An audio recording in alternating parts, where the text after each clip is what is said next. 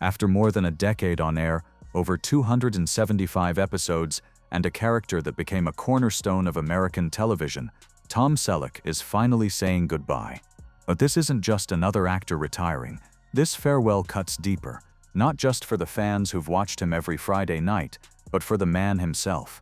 Behind the polished performance of NYPD Commissioner Frank Reagan lies a story of aging, sacrifice, and unspoken heartbreak. Tom Selleck isn't ready to walk away. Not really. In fact, he's admitted it.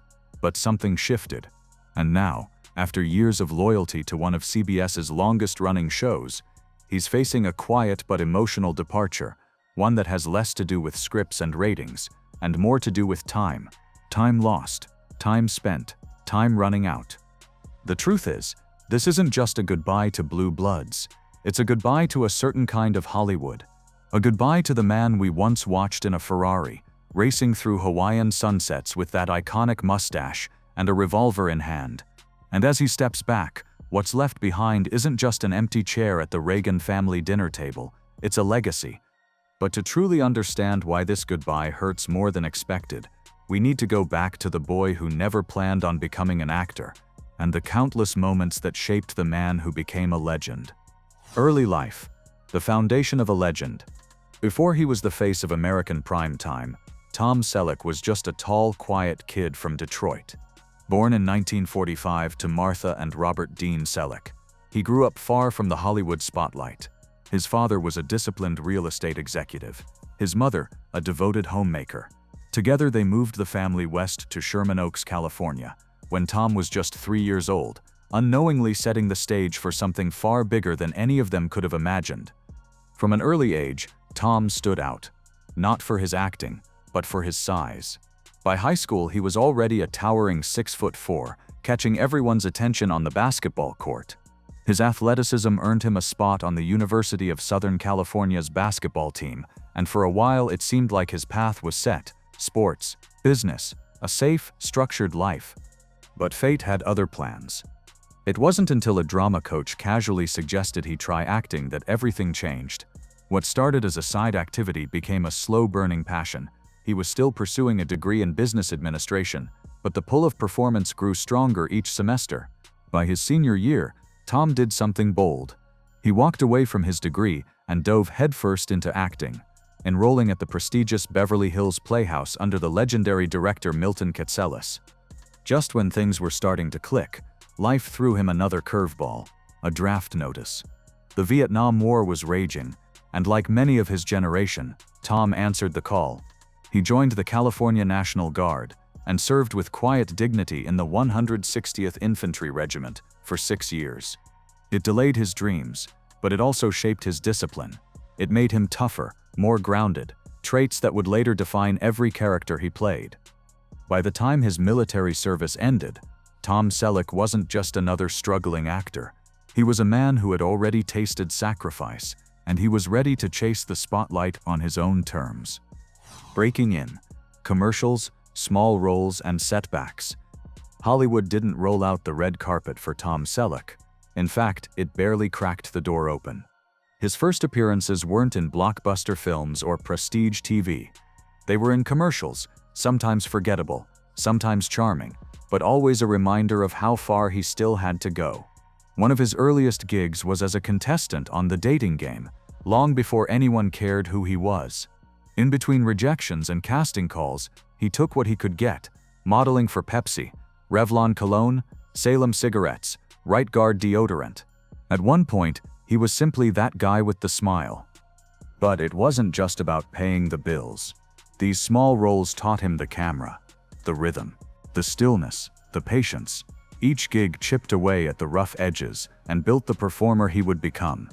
Still, it was far from glamorous. He auditioned for pilot after pilot. Most went nowhere. 6 full TV pilots, all dead on arrival. His name was becoming known for all the wrong reasons. The kind of actor casting directors liked, but networks never gambled on. He made his film debut in Myra Breckenridge, a strange, controversial comedy where he was barely noticed amid the chaos. There were forgettable roles in The 7 Minutes, Coma, and a few TV dramas where he was the handsome extra in the background. He even starred in a low-budget horror film called Daughters of Satan, which flopped. Still, he didn't quit. Because beneath the setbacks was a man quietly building his toolbox, learning how to deliver lines with restraint, how to let his presence do the talking. He wasn't chasing fame, he was learning how to endure. And then, something shifted, a spark, a script, a role that would finally show the world what Tom Selleck was really made of. Magnum PI and missed opportunity. It took years of rejection, dead-end pilots, and quiet frustration. But in 1980, everything changed. Tom Selleck landed the role that would define an era. Thomas Magnum, the mustachioed private investigator in Magnum PI. It was everything the networks had ignored in him for years. The charm, the grit, the warmth, the danger, finally wrapped in one perfect role. The Hawaiian shirts, the red Ferrari, the sharp wit, and softer heart. It wasn't just a hit. It was a phenomenon. The show ran for 8 seasons. It became one of the most beloved one-hour dramas of its time.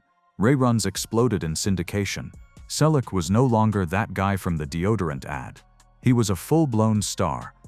But behind the scenes, something stung. While Magnum PI was climbing in ratings, another opportunity knocked, one that could have changed the course of cinematic history. George Lucas wanted Tom Selleck to play Indiana Jones. That's right, the fedora, the whip, the sarcasm, it was supposed to be his. And he wanted it, badly. But his contract with Magnum wouldn't let him take the role. So he said no, and Harrison Ford said yes. Years later, Selleck revealed the cruel irony. Production on Magnum ended up being delayed for 6 months due to a writer's strike. If he had taken the Indiana Jones role, he would have finished the film before Magnum even resumed shooting. A window opened and then closed forever. Still, Tom never played the victim. "I made a deal," he later said, "and it was the best thing that ever happened to me." That wasn't the only major role he turned down. Producers of a new show called Baywatch wanted Selleck to play Mitch Buchanan, the tanned, muscular lifeguard who'd become an icon. But Selleck turned it down flat. He didn't want to be typecast as a sex symbol. He wasn't chasing attention. He was chasing characters with soul. And that's what made him different. Because while other actors chased stardom, Tom Selleck stayed loyal to what got him here: integrity, depth, and doing things the hard way. Beyond Magnum, expanding his range, Magnum PI could have easily been the end of the road. For many, it would have been an 8-season cultural phenomenon, a lead role etched into television history, a fan base that followed him into syndication. Tom Selleck had already won the game. But he wasn't done playing. Instead of chasing louder roles or trying to outdo Magnum, Selleck did something far more unexpected. He slowed down, he waited, and when he finally returned, it wasn't with explosions or action, it was with subtlety, charm, and a surprisingly emotional turn in one of the biggest sitcoms of the 90s. That's when he walked into the world of Friends. As Dr. Richard Burke, he wasn't the hero with a gun or the detective in a Ferrari. He was a quiet, complex man, a recently divorced ophthalmologist who fell in love with Monica Geller, his best friend's daughter. The age gap alone should have made it awkward, but Selleck brought such warmth and quiet chemistry that the audience fell for him instantly. He wasn't there for long, just 6 episodes, but those 6 episodes were enough to reignite his popularity with a whole new generation. Fans who hadn't been alive during Magnum suddenly knew his name. He wasn't just Tom Selleck, the icon. He was Richard, the man who left Monica and millions of viewers heartbroken. For a moment, he was everyone's favorite unexpected love interest. Then came Jesse Stone, and once again Selleck showed that he wasn't afraid of depth. The made-for-TV film series followed a small-town police chief battling alcoholism, guilt, and the ghosts of his past. Selleck didn't just star, he produced all 9 installments. And by the 5th film, Thin Ice, he co-wrote the script, revealing a darker, more vulnerable side of his storytelling. What made Jesse Stone so powerful wasn't just the quiet pace or the lonely New England setting. It was Selleck himself, worn down, introspective, filled with regret. It was the kind of role that most actors wouldn't dare touch in their prime, let alone in their 60s, but he made it sing. He didn't need flash. He didn't need nostalgia. He needed space. Space to breathe, space to act, space to remind us that behind the smile and mustache was a man who could carry an entire story with just silence. Then, in 2007, Selleck returned to weekly drama with Las Vegas, playing casino mogul A.J. Cooper. It wasn't just a comeback, it was a reminder.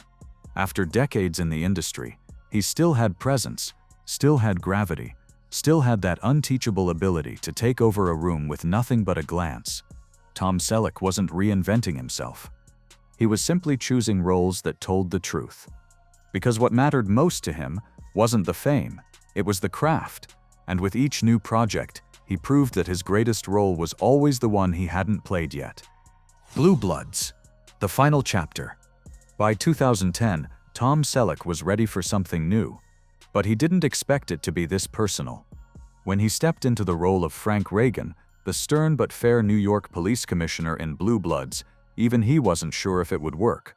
He was older now, far from his Magnum days, and playing a no-nonsense father figure in a gritty family drama wasn't exactly the flashiest gig on television. But it clicked instantly. Frank Reagan wasn't just another police chief barking orders. He was a man shaped by grief, loss, and the weight of generations. A father trying to hold together a family of cops while upholding the law in a city that was constantly changing. Selleck brought him to life with restraint and quiet authority, showing strength without theatrics, emotion without sentimentality. The show found its rhythm quickly, and at its heart was a tradition no one saw coming: the Reagan family dinner. 8 pages of dialogue, 1 table. No car chases, no gunfights, just conversation.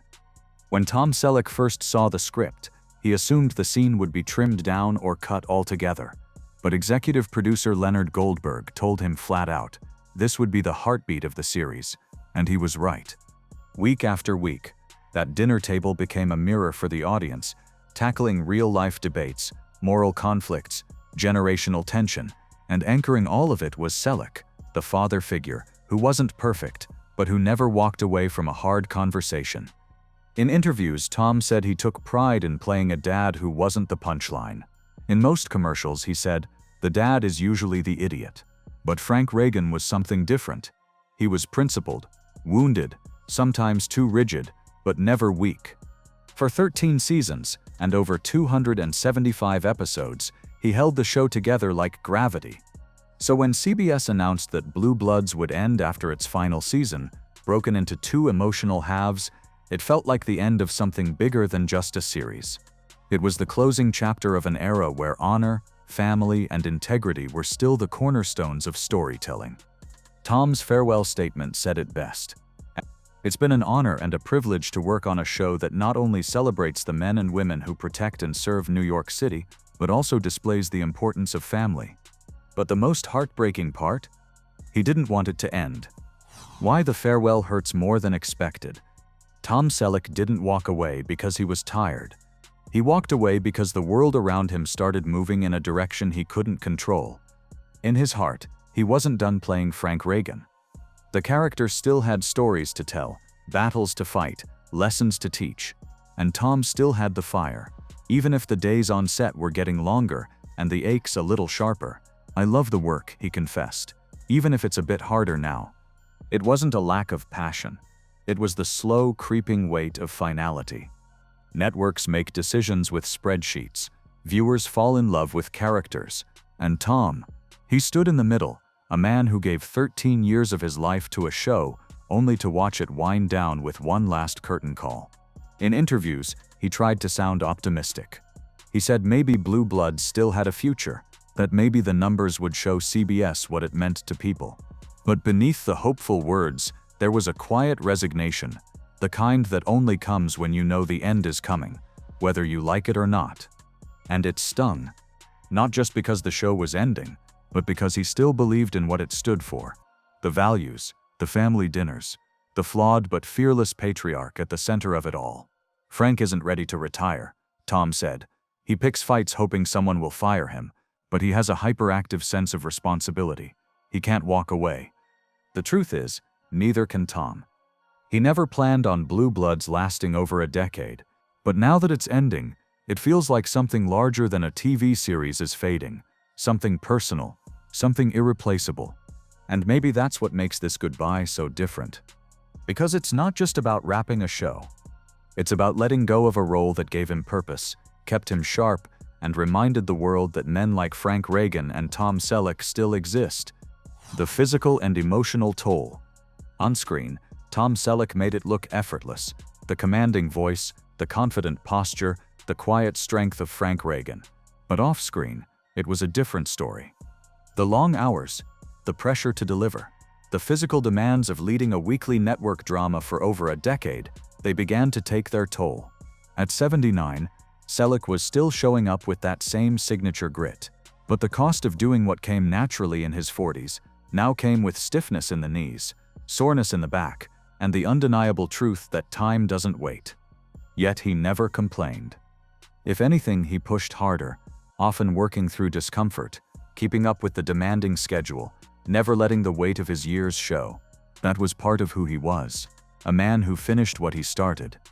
But behind the steady gaze of Frank Reagan was an actor coming to terms with his own limits, and more than that, with his own mortality. He once said, "As long as they want me, I'll keep working." And he meant it. But he also admitted that the work was getting harder. Memorizing pages of dialogue, carrying emotional scenes, holding the weight of a show that was built around him, it wasn't as easy as it once was. And emotionally, walking away from a role like Frank, one that defined his later years and earned him a new generation of fans, that wasn't just hard, it was devastating. There was also something deeper gnawing at him, a subtle, unspoken grief that maybe this was the last time, the last character he'd truly get to live inside. The last series where he'd be more than just a guest star or nostalgic cameo. He wasn't afraid of disappearing. He was afraid of leaving unfinished business. That's the part no one talks about. The way actors quietly mourn their characters. And for Tom Selleck, saying goodbye to Frank Reagan wasn't just closing a script, it was closing a chapter of his life he never wanted to end. A life beyond the spotlight. For most stars, fading from the screen means losing their purpose. But not Tom Selleck. Away from the cameras, away from the scripts and sound stages, he's carved out a world that's quiet, grounded, and refreshingly real. It's a 65-acre ranch nestled in the hills of Ventura County, California, a stretch of land once owned by the legendary Dean Martin, and now it's Tom's sanctuary. He's not lounging by a pool or sipping cocktails on a veranda. He's working, clearing brush, fixing roads, tending to the avocado trees. The same man who once roared down Hawaiian highways in a Ferrari now trades horsepower for dirt roads and wheelbarrows. And he wouldn't have it any other way. "I like to get outside and sweat," he once told People magazine. "I hate going to the gym. Sweating outdoors beats sitting on a stationary bike staring at my navel. And I work cheaper than anyone I could hire to do it." This isn't retirement. It's reinvention. The ranch has become more than just a home. It's a place where he reconnects with his wife, Jilly, the woman who's stood by him since 1987, and his daughter, Hannah, now 35, who's made a name for herself in the equestrian world. Tom isn't chasing the spotlight anymore. He's chasing peace. And after decades of playing heroes, lawmen, and icons, he's finding joy in the most ordinary things: a sunrise over his fields, a freshly dug trench, the smell of earth and sweat and freedom. Things you can't rehearse. Things that don't come with fame. It's this quiet life, far removed from red carpets and press tours, that may finally be calling him louder than any script ever could. But even here, surrounded by the stillness of the land, one question still lingers. Has Tom Selleck truly said his last goodbye, or is there one more story left to tell? Legacy, rumors, and what comes next. Tom Selleck may be stepping away from the spotlight, but his story isn't ending, it's evolving. While the final season of Blue Bloods prepares to air its last scene, fans are already looking beyond the screen, not because they're ready to let go, but because Selleck has one more surprise left, a memoir that promises to pull back the curtain like never before. Titled You Never Know, the book is set for release on May 7th, and it's not just another Hollywood vanity project. It's a walk through a life that didn't always go as planned, a life shaped by war, missed opportunities, moral convictions, and a quiet refusal to sell out. This isn't a highlight reel, it's a confession. For the first time, Tom is ready to talk, really talk. About the roles he turned down, the offers he regretted, the pressure of fame in an industry obsessed with youth. He's expected to finally set the record straight on the Indiana Jones saga. Not with bitterness, but with reflection. He'll speak openly about being Lucas's first choice, how he honored his Magnum contract, and how it shaped the rest of his career. No spin, just truth. But the book goes deeper than casting calls and red carpets. He'll talk about his childhood, his struggles with balancing work and fatherhood, his marriage to Jilly and the sacrifices they both made to keep their relationship grounded in an industry built on illusion. Fans can also expect stories of his lifelong friendships with Hollywood legends like Frank Sinatra, Carol Burnett, Sam Elliott, the people who saw the real Tom behind the mustache. And perhaps most importantly, he'll finally reflect on what it means to grow old in an industry that constantly worships what's new. Because the truth is, Tom Selleck has done something few others ever manage. He didn't just stay relevant, he stayed respected. Across 5 decades, 3 generations, and more than a dozen reinventions of television, he remained consistent, steady, uncompromised. That kind of longevity doesn't come from marketing. It comes from character, both on screen and off. Still, those close to him say this might not be the end. Insiders hint that he's quietly exploring future projects, maybe a limited series, maybe a historical drama, or something quieter, more personal, something meaningful, something with soul. Because even if he never appears on screen again, the demand won't vanish. The man who gave us Magnum, Jesse Stone, Frank Reagan, and Dr. Richard Burke isn't going anywhere in the hearts of fans. And if you never know is the final chapter? Then he leaves behind something greater than fame. A blueprint for how to grow old in Hollywood with grace, humility, and grit. Tom Selleck didn't just survive the industry. He outlasted it, on his own terms. In a world that moves too fast, where actors burn bright and fade even faster, Tom Selleck stood tall for decades. Not because he chased trends or reinvented himself for every headline, but because he knew exactly who he was. Steady, grounded, unshakable. From Thomas Magnum's devil-may-care grin to Frank Reagan's quiet authority, he gave us characters that weren't just performances, they were reflections of something real, something rare, a kind of strength that didn't need to shout, a kind of integrity that didn't ask for applause.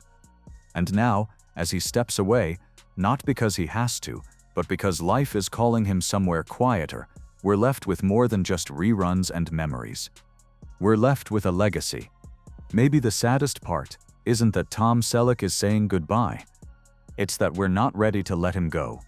But legends don't vanish. They linger in the silence, in the stillness of a ranch road at sunset, in the final scene of a long-running show, in the unspoken bond between a man and the millions who watched him grow older, wiser, and better with time.